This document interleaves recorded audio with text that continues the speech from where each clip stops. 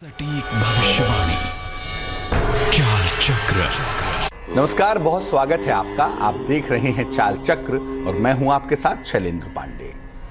हम सब चाहते हैं कि हमारी कुंडली के मैक्सिमम ग्रह, अधिकतम ग्रह ठीक रहें ताकि जीवन में मुश्किलें कम हों और सफलता जरा सरलता से हमें मिल पाए।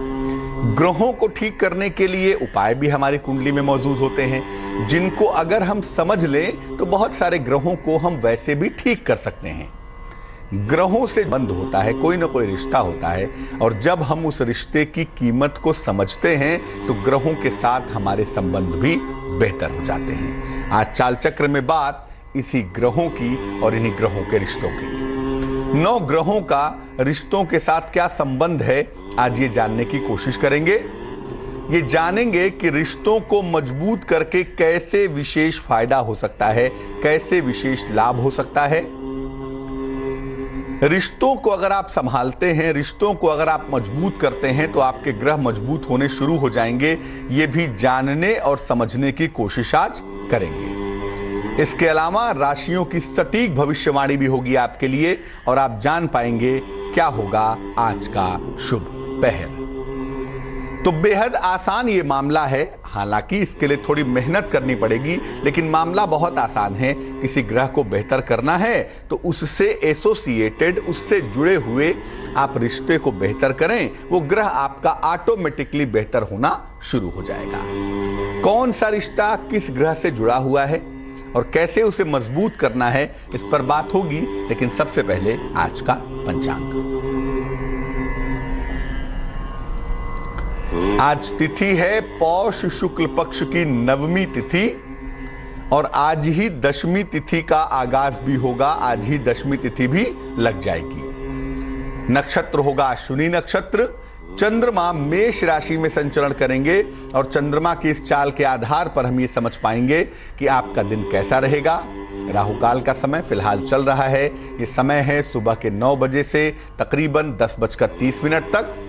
पूर्व दिशा की तरफ आज यात्रा करने की मनाही है, लेकिन अगर पूर्व दिशा की तरफ यात्रा करना जरूरी है, मजबूरी है, तो जरा सा घी खा के और भगवान का स्मरण करके यात्रा करेंगे तो मुश्किल से बचे रहेंगे। सबसे पहले जानते हैं कि 9 ग्रहों का आपके रिश्तों के साथ, आपके संबंधों के साथ क्या रिलेशन है, क्या संबंध है। देखिए, हर ग्रह का एक खास गुण होता है। जब हम ग्रहों के गुण धर्म पर बात करते हैं तो हर ग्रह का कोई ना कोई एक गुण होता है। कुछ उसकी खासियत होती है, कुछ उसके रंग होते हैं, कुछ उसका स्वभाव भी होता है। हर ग्रह का एक खास गुण होता है, ये बात हम जानते हैं। उसी गुण से मिलता जुलता कोई ना कोई रिश्ता भी होता है जो उस ग्रह से प्रभावित होता है। जैसे ग्रह वैसा उनका स्वभाव, और जैसा उनका स्वभाव है वैसे ही रिश्ते उनके साथ जुड़े होते हैं।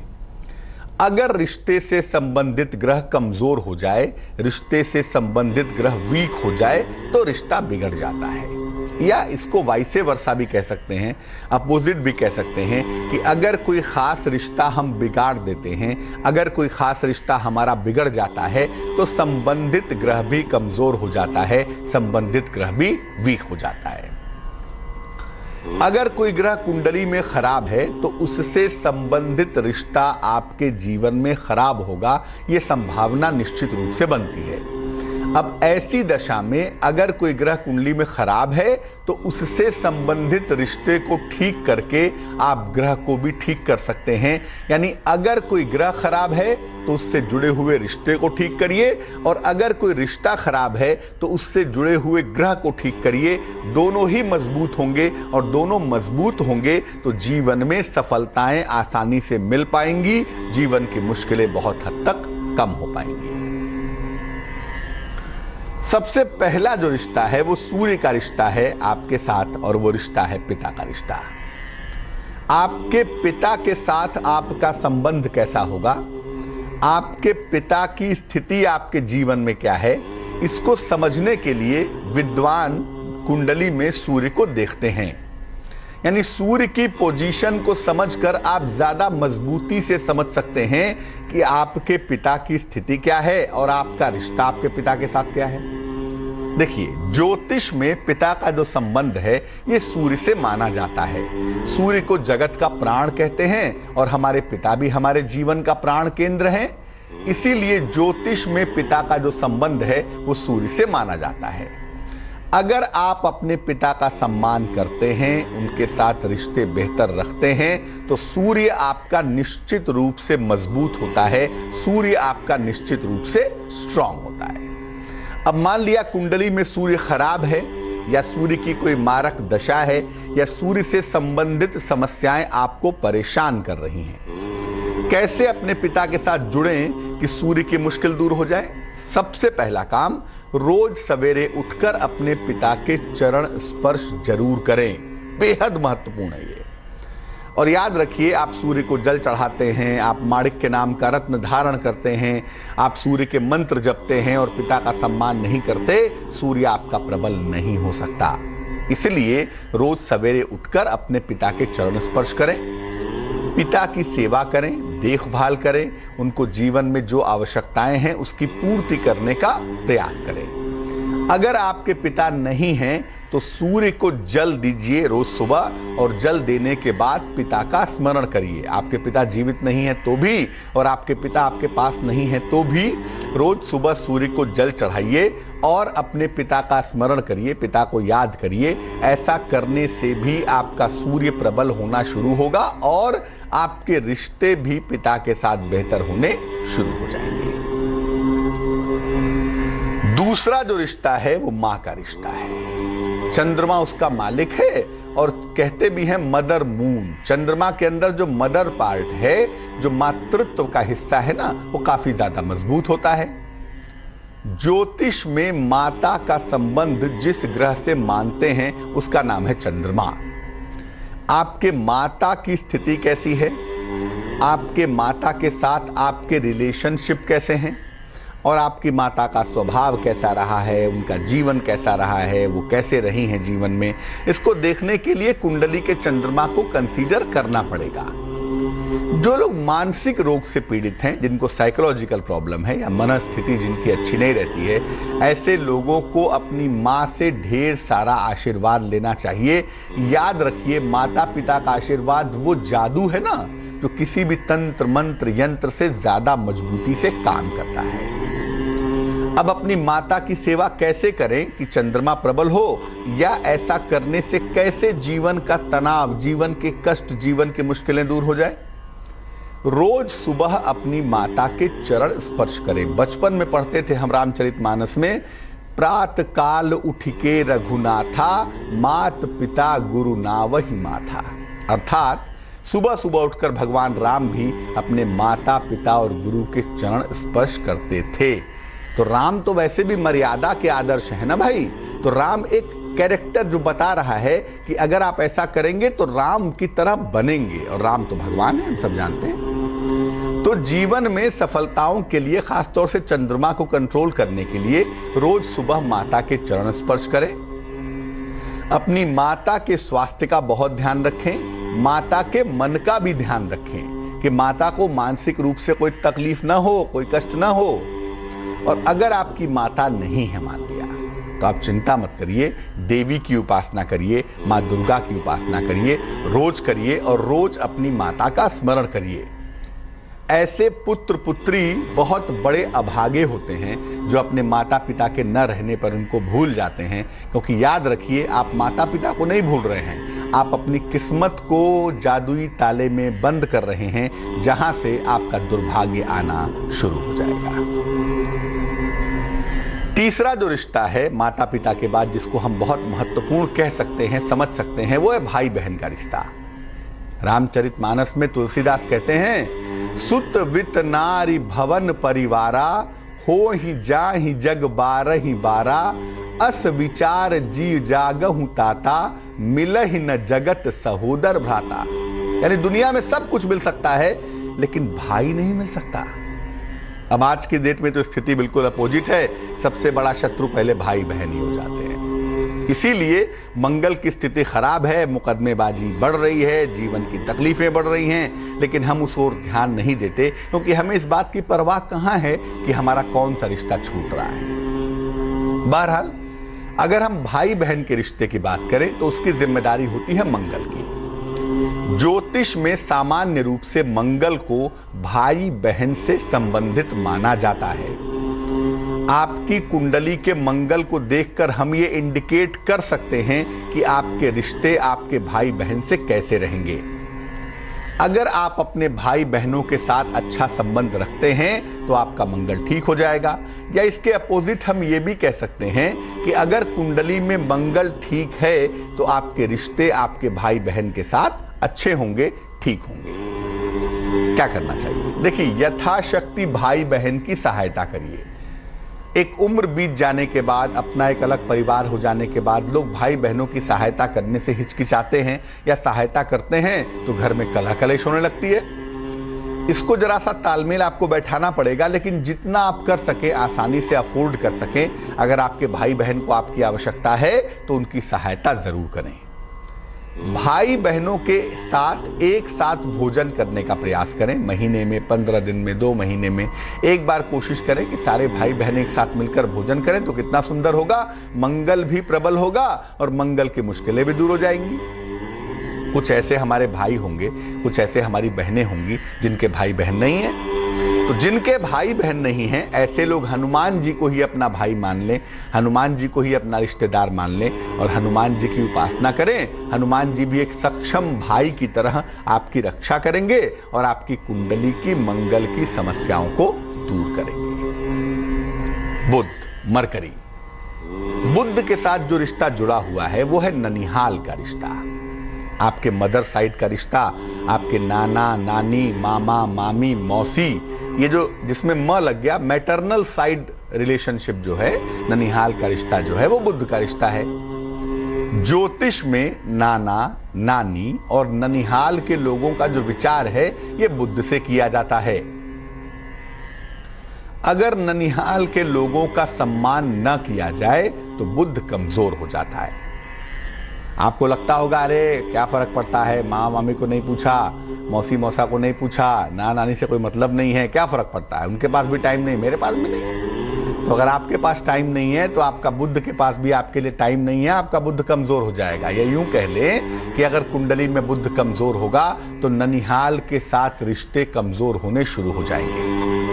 देखिए, अगर आप चाहते हैं कि आपका बुध ठीक हो, जैसे बुद्धि की समस्या है, वाणी दोष की समस्या है, आर्थिक स्थिति में लगातार उतार चढ़ाव रहता है, स्किन की, त्वचा की गंभीर बीमारियों से जूझ रहे हैं या वाणी दोष पैदा हो गया है, ऐसी दशा में समझ लीजिए कि बुध खराब है।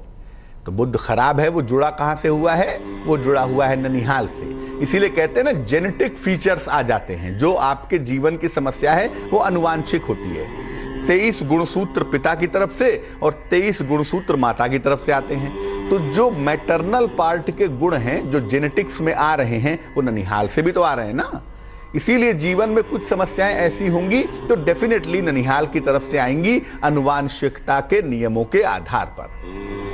बहरहाल, अगर आप अपने बुध को ठीक रखना चाहते हैं तो ननिहाल के लोगों के साथ संबंध ठीक रखें।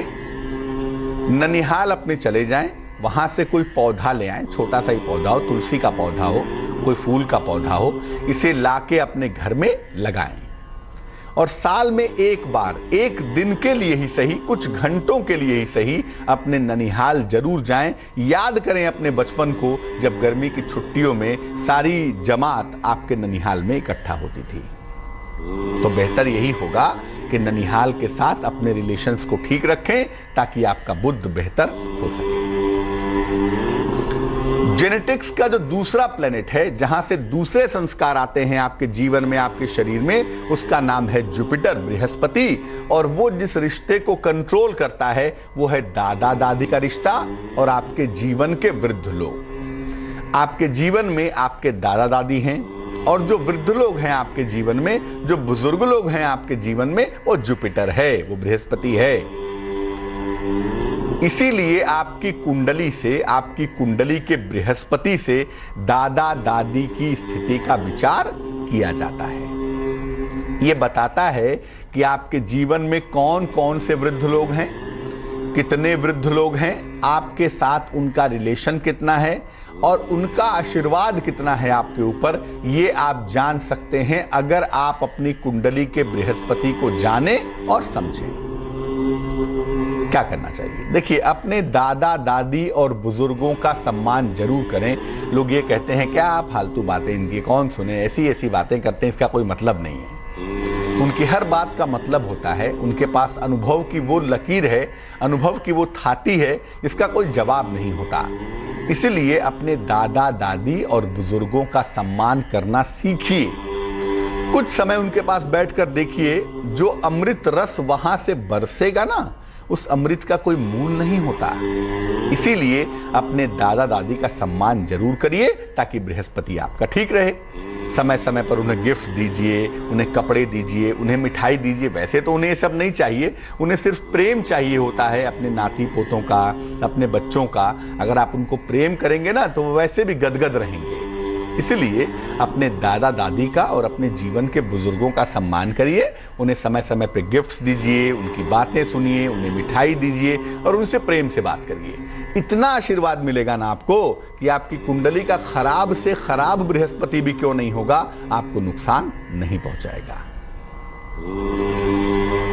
अब एक और रिश्ता भी है जो शुरू से साथ तो नहीं होता, लेकिन जिसके बारे में किताब कहती है कि यह रिश्ता जन्म जन्मांतर का रिश्ता है, 7 जन्म का रिश्ता है। रिश्ता है जीवन साथी का रिश्ता। आप स्त्री हैं तो आपके पति का रिश्ता, और अगर आप पति हैं तो आपकी पत्नी का रिश्ता। जीवन साथी का संबंध, रिलेशनशिप ऑफ स्पाउस, जिस ग्रह से कंट्रोल होता है उसका नाम है वेनस, उसको कहते हैं शुक्र। शुक्र जो है वो आपके जीवन साथी से संबंध रखता है। अपने जीवन साथी से अगर आप ठीक संबंध रखते हैं तो आपका शुक्र ठीक रहता है। और याद रखिए, एक लाइन में समझिए कि शुक्र का मतलब होता है सुख। इसीलिए जीवन में अगर सुख चाहिए तो शुक्र को ठीक करना होगा, और अगर शुक्र को ठीक नहीं करेंगे तो जीवन में सब कुछ क्यों ना हो जाए, सुख नहीं मिलेगा। ये बात महिलाओं के लिए भी एप्लीकेबल है। वैसा नहीं कि खाली पुरुषों को ही समझाते रहें कि अपनी पत्नी का सम्मान करो, पत्नियों को सम्मान करने की जरूरत नहीं है। जितनी जरूरत पत्नियों को सम्मान करने की है उतनी ही पतियों को भी है, दोनों को है। तो पति हो या पत्नी, अपने जीवन साथी का सम्मान जरूर करिए, ये बहुत महत्वपूर्ण है। दूसरी बात, अपने विचार उनके ऊपर मत थोपिए। पतिदेव को लगता है कि मैं ही जो कहता हूं वही सही है, अपने विचार इंपोज कर देते हैं। पत्नी को लगता है कि जो मैं जानती हूं वो ब्रह्मा की लकीर है, वो भी अपने विचार इंपोज करती हैं। तो वैवाहिक जीवन एक एडजस्टमेंट है, एक प्रेम का मामला है। अपनी चीजें इंपोज करना बंद करिए, इससे शुक्र खराब हो रहा है। मत करिए ऐसा। एक दूसरे का सम्मान करिए, एक दूसरे के साथ प्रेम से रहिए, एक दूसरे के जीवन में बहुत ज्यादा टांग अड़ाई मत करिए। घर में भगवान विष्णु और मां लक्ष्मी की संयुक्त रूप से पूजा करिए। ज्यादा कुछ नहीं कर सकते, सुबह शाम कम से कम उनके सामने सर झुकाइए। ऐसा करने से शुक्र का पक्ष प्रबल होगा, जीवन में खुशियां आएंगी, और शुक्र अगर बेहतर हो गया तो जीवन की बहुत सारी चीजें बहुत आसानी से आप पा सकेंगे। अब जानते हैं शनि, राहु और केतु से जुड़े हुए रिश्तों के बारे में। शनि, राहु और केतु से जो रिश्ते जुड़े हुए हैं वो आपके सहयोगियों के साथ के रिश्ते हैं, वो आपके सहायकों के साथ के रिश्ते हैं। सहयोगियों के साथ रिश्ते शनि, राहु और केतु से संबंध रखते हैं। चाहे वो घर का सहायक हो, चाहे ऑफिस का सहायक हो, वो शनि, राहु, केतु से रिलेशन रखता है। अगर आप अपने सहयोगियों के साथ, सहायकों के साथ रिश्ते अच्छे नहीं रखते तो शनि, राहु, केतु आपके बिगड़ जाते हैं। इसीलिए सहयोगियों के साथ रिश्ते ठीक रखें, उनका शोषण बिल्कुल ना करें, उनको धन का भुगतान समय से करें। सप्ताह में एक बार उनको मिठाई खाने को जरूर दें, उन्हें मिठाई खिलाएं। ऐसा करने से सहयोगियों का पक्ष प्रबल होगा। आपके शनि की मुश्किल, आपके राहु की मुश्किल, आपके केतु की मुश्किल दूर होनी शुरू हो जाएगी। तो अलग अलग रिश्तों के साथ ग्रहों का कनेक्शन है, इसलिए आप रिश्तों को जितनी मजबूती से पकड़ेंगे, ग्रह भी आपके ऊपर उतनी ही मजबूती से कृपा करते रहेंगे। तो चलिए राशियों के हाल की शुरुआत करते हैं। सबसे पहले मेष राशि। मेष राशि वालों को आज वैवाहिक मामलों में सावधानी रखनी है, वहां पर दिक्कत आ सकती है। खर्चे आपके बढ़े हुए हैं जिस पर कंट्रोल बनाए रखें। फिलहाल यात्रा न करें तो आपके लिए बेहतर रहेगा। आज यात्रा करना बहुत अच्छा नहीं है। शुभ रंग सुनहरा होगा और भाग्य होगा तकरीबन 73%। वृष राशि, धन की प्राप्ति के सुंदर योग बन रहे हैं। संतान पक्ष से आपको सुख मिलेगा। लिखा पढ़ी के मामले में थोड़ी सावधानी बनाए रखें, आज गलतियां हो सकती हैं आपसे। शुभ रंग क्रीम है और भाग्य आपका साथ निभाएगा तकरीबन 63% यानी कि 63%। मिथुन राशि, हर जगह क्रोध से काम नहीं चलता, इसलिए आज क्रोध पर नियंत्रण बनाए रखें। स्थान परिवर्तन के सुंदर योग बन रहे हैं और मान सम्मान भी मिलता हुआ आपको दिखाई दे रहा है। शुभ रंग जिसका प्रयोग करेंगे वो होगा सफेद यानी कि व्हाइट और भाग्य होगा 92%। कर्क राशि, भाग्य आज आपका साथ निभाने वाला है। किसी प्रिय व्यक्ति से आपकी भेंट मुलाकात होगी। आकस्मिक धन का लाभ होगा, यानी मुश्किलें आज बहुत कम रहने वाली हैं भाई। शुभ रंग हरा है और भाग्य है 93%। सिंह राशि, वाहन चलाने के मामले में आज अलर्ट रहना है। चोट चपेट न लगे, ध्यान रखना है। संतान पक्ष से बहस न हो, बेवजह के बाद विवाद न हो। अपनी चीजें थोपना थोड़ा सा बंद कर दें। हालांकि परिवार के बाकी हिस्सों का सहयोग आपके साथ बना हुआ है, मुश्किल कहीं नहीं है। थोड़ा सा अहंकार से बाहर आए तो अच्छा रहेगा। शुभ रंग लाल है और भाग्य है 50%। कन्या राशि, मान सम्मान मिलता हुआ दिख रहा है आज के दिन, लेकिन धन हानि से बचें। पैसे के इन्वेस्टमेंट को कुछ समय के लिए टाल देने में बुद्धिमानी है।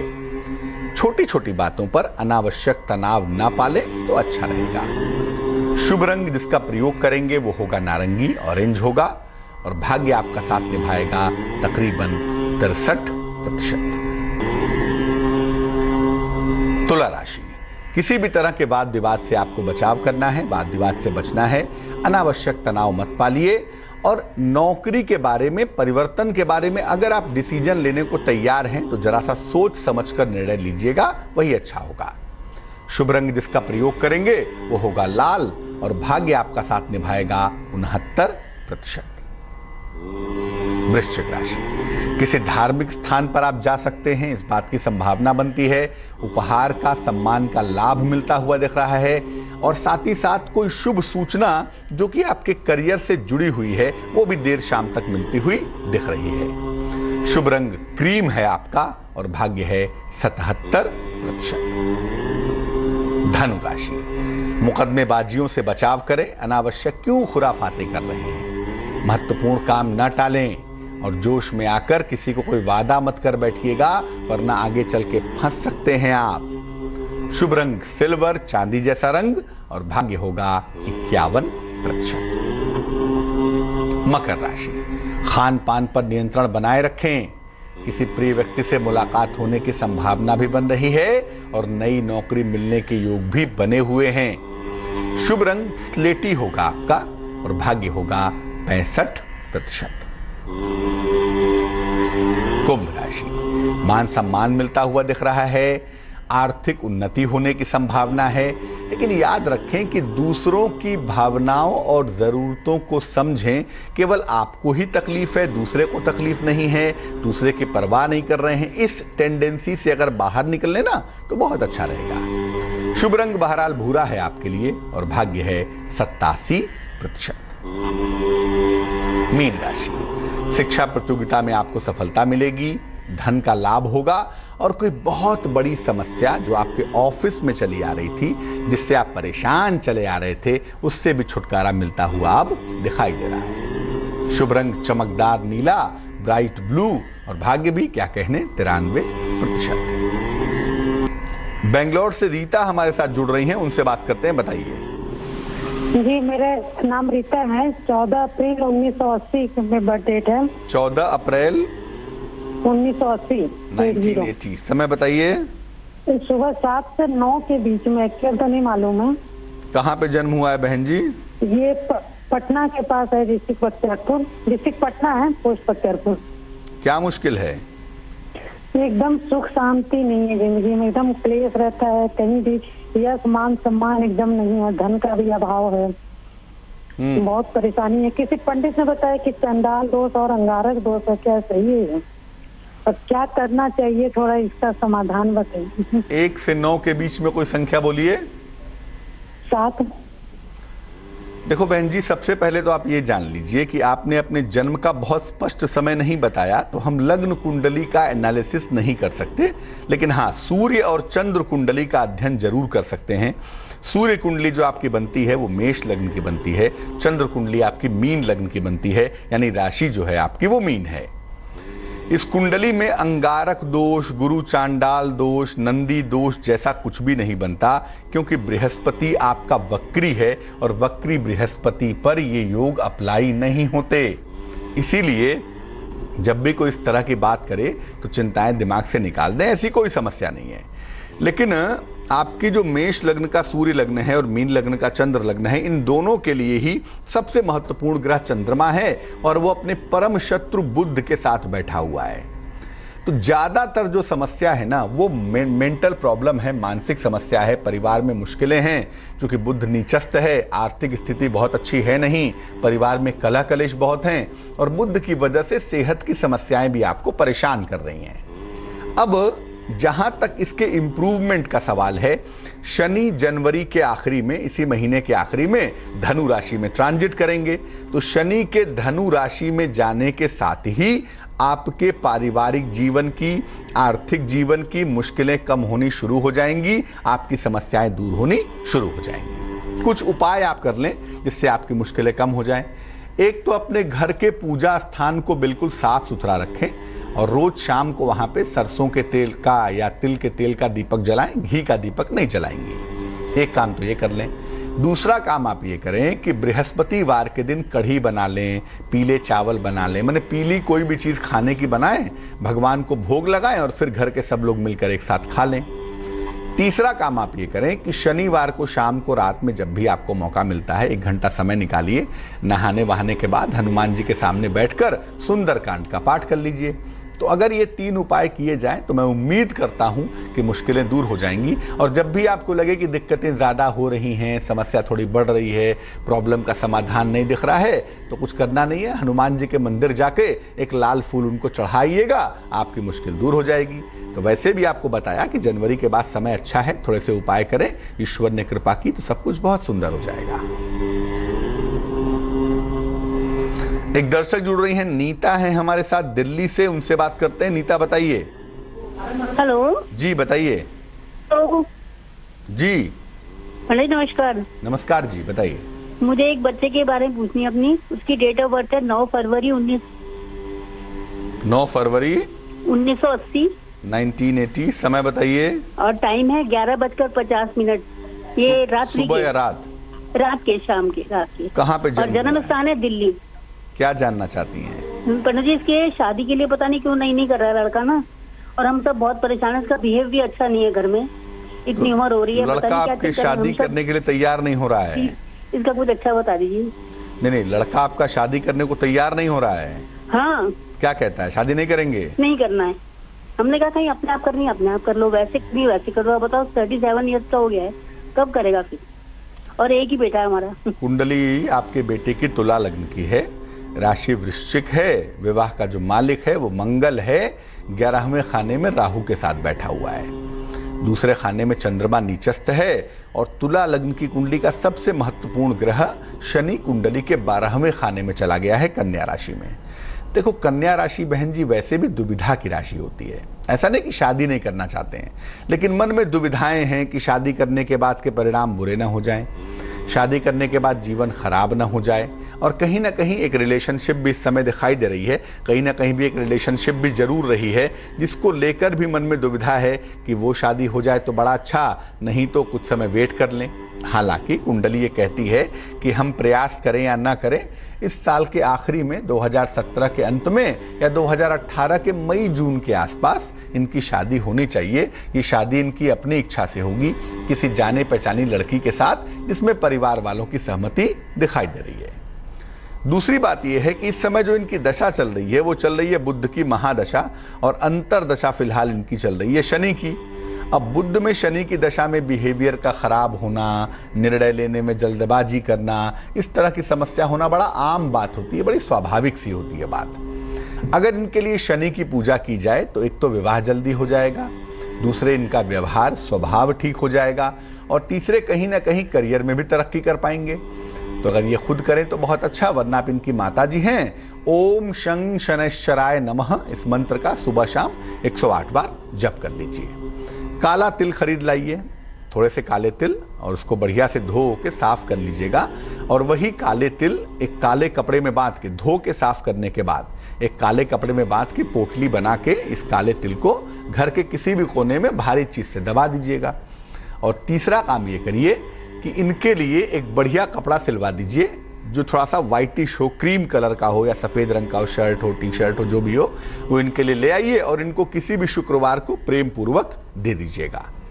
ये 3 उपाय करिए, मुझे लगता है इससे इनकी मुश्किलें कम हो जाएंगी, स्वभाव बेहतर होगा, शादी जल्दी होगी। खुश रहिए क्योंकि आपकी बहुरानी आने ही वाली हैं। मामला इतना मुश्किल नहीं दिख रहा है, लेकिन हाँ, थोड़े से उपाय करने पड़ेंगे।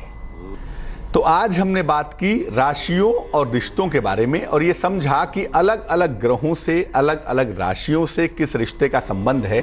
और अगर आप किसी खास ग्रह की दशा से परेशान हैं, किसी खास ग्रह के प्रकोप से परेशान हैं, तो किसी खास रिश्ते को ठीक करके आप उस ग्रह की समस्या को आसानी से दूर कर सकते हैं। इसीलिए रिश्तों की कीमत पहचानिए। जिंदगी बहुत छोटी है, कौन सा रिश्ता कब चला जाए, कब छूट जाए, इसका भरोसा नहीं होता। और जो रिश्ता छूट जाता है ना, वो ग्रह सदा सर्वदा के लिए खराब हो जाता है। तो जब तक माता पिता जीवन में हैं, जब तक आपके नानी नाना जीवन में हैं, दादा दादी जीवन में हैं, उस रिश्ते की कीमत को समझिए, उनके साथ संबंध ठीक रखिए, ढेर सारा आशीर्वाद भी मिलेगा और ग्रह मुफ्त में ठीक हो जाएंगे। चलिए अब जान लेते हैं क्या है आज का शुभ पहर।